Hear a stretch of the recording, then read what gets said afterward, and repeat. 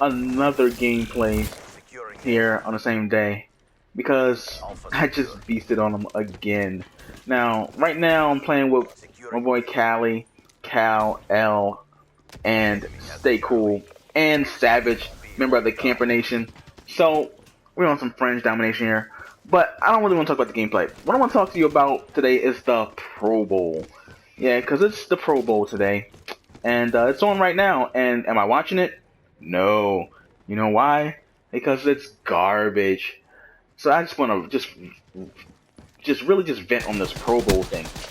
Cause like, why? It's barely even a real football game. I mean, I get it. It's not a real football game anyway because it's an exhibition. But when I say it's not a real football game, I mean they just gutted the actual essence of the game. They just took it out.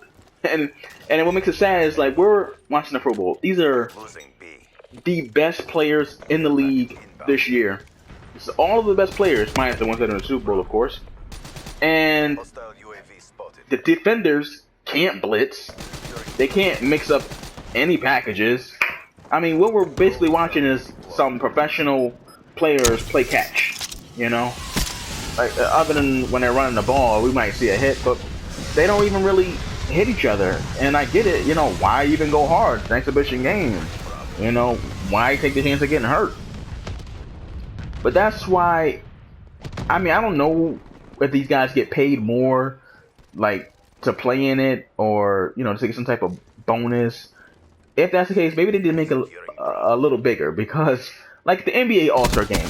The NBA has the best All-Star Game, because at least in half of the All-Star Game, the players play for real. And in the part that they're not playing for real, we're at least seeing exciting plays. There's alleys, there's crazy blocks maybe, or, you know, somebody's getting crossed up and the team is kind of just letting them because they won't step up and help their teammate not get crossed, you know, force a pass. You know, it's because they're not playing defense for half the game. So it's entertaining at least when they're not playing for real. And then, you know, it picks up and they start playing for real. And I get basketball is a much safer sport than football. I mean, you got these huge athletes who are basically getting into head-on, car-on-car collisions. I mean, that's the impact that you're getting from these football players. So I get them, you know, not really going hard, but come on. Give them some incentive maybe to do a little better than this, because the Pro Bowl is unwatchable at this point. And I'm a big football fan. I like the game of football. I enjoy watching football. Not as much as I enjoy watching basketball, but I do, and I like playing football more than I like playing basketball. But I'd rather watch basketball than watch football. But the Pro Bowl is just unwatchable. They change the rules. They make it a game of pitch and catch, and it's just stupid to me. But with that being said, also the NBA All-Star Weekend is like 2 weeks away, maybe, and I'm pretty excited about that because we got. First of all, let me just say Victor Oladipo. I don't know if you watched the dunk contest last year, but it basically was Victor Oladipo versus Zach LaVine. And Zach LaVine obviously ended up winning. But I'm an Orlando Magic fan if I didn't already say that in some other video. And Victor Oladipo kind of got a screw job. I mean, this dude did a dunk that we have never seen before in real life. We've seen him in the video games, but he did a 540. Not a 360. No. He spun all the way around, and then he spun halfway around again. A 540. And I hope he got a 50. I really don't remember. But somebody, you know, like Michael Jordan, who's just like the supreme hater of dunk contests, he's always giving somebody a lower score than they deserve. But I think somebody gave him a 9 off of 540, which is crazy. And you saw that right there. This guy just heat waved me, and my teammate just happened to be back there, so he saved my life. That was a crazy one there. But anyway, so this dude did a 540, and it's like nobody even talked about it. I mean, I get Zach LaVine did a lot of impressive dunks, but Victor did a 540. Nobody had done that before. And I should also say in the NBA, I think some of like professional dunkers, street dunkers, and all of that, they might have done a 540 before. You know, it might be on YouTube or something, but No NBA player had done a 540 before. So that was just crazy to me. But anyway, this year I don't think they've announced it yet, so I don't know who's in the dunk contest. But I'm hoping that it's as good as last year, because last year was like the best dunk contest since like back when it was Vince Carter and T Mac and Steve Francis, you know, when Vince went crazy. Because the dunk contest has just been pretty whack. Last year, matter of fact, the 3-point contest was the highlight of All-Star Weekend, and that's the craziest thing I've ever seen. You know, obviously with the Splash Brothers being in there, and then so many other shooters, JJ Redick, even Wesley Matthews, and just a whole bunch of people. So the 3-point contest was actually pretty hot, which I don't think before that year, I'd never, ever been excited about a 3-point contest. But anyway, so yeah, you got that. I don't know who's gonna be in it this year, because obviously they haven't announced it yet. But I'm sure it'll be decent, especially if Steph and Clay are in it again, which I don't see why they wouldn't be, especially since Steph won last year. I expect them to both be in it. And then the skills challenge, they add a little twist on it. They're gonna have big men in it this year, I believe, and that should be pretty fun. Now I like the skills challenge. I'm glad that they added that to the All-Star Weekend, because you know it's just something else, you know, to be in there.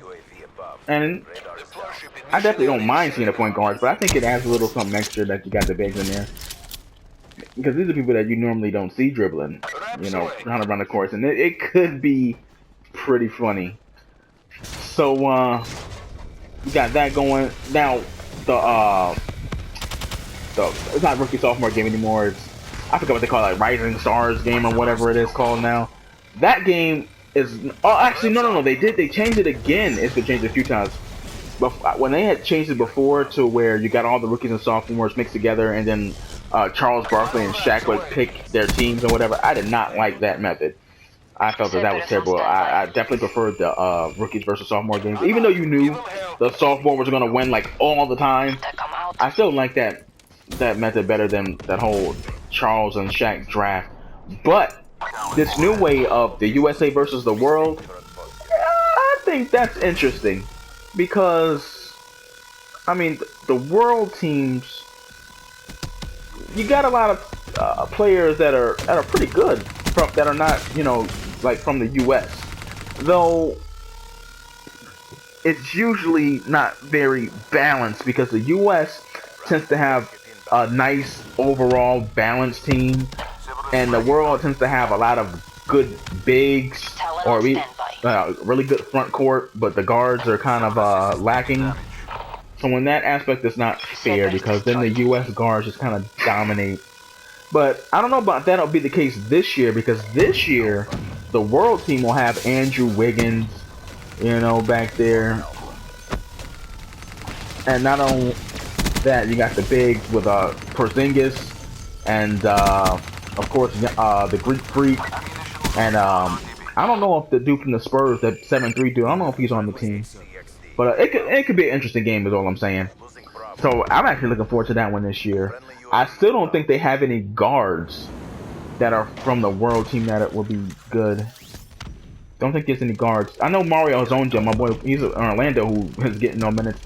He's you know, he's nice, but I don't know that he can be on the ball. So who's the point guard? Because even though he's a good shooter, he could be able to spot up, and he's athletic too. He might dunk on somebody. That would be hot. And so the same thing with Andrew Wiggins. But that game actually might be hot. But of course, the main course is the All-Star game, and it's usually pretty much always a good game. But let's talk about these Western All-Stars, because the Eastern All-Stars, they got it right. But the West, I get it. Kobe's last, you know, hurrah last season. Fans voted him in. This is what makes me hate the fan vote, though. Maybe it's because I'm not a big Kobe fan, but I'm not a Kobe hater. And I really don't want to see Kobe in the All-Star game. Like, I don't care that this is his last season. I don't think he should be there. He's not having a good season. Like, Dirk is a legend too. Dirk should have been in the All-Star game. but he got snubbed because a spot had to be made for Kobe. And even Damian Lillard, that's a spot that could have been, there for him, but Kobe's in there. And also, I get Klay Thompson being there because the Warriors are having such a great year that they went to give the Golden State 3 players.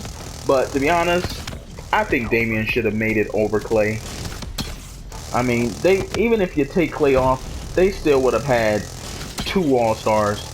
And I know some people were saying that LaMarcus Aldridge shouldn't have been on there, but the Spurs had to have 2 guys. But that's my little rant about the All-Star game and the Pro Bowl and just All-Star game in general. And I'm only talking about basketball and football because those are the only 2 sports I watch. But yeah, that's it, man. Just want to talk about that a little bit. I'm a big fan of basketball and football. That's another one. And as you see, I went 32-1. Just murder these guys. All right, Swiss 2Gs. I'm out. Camper Nation, stand up.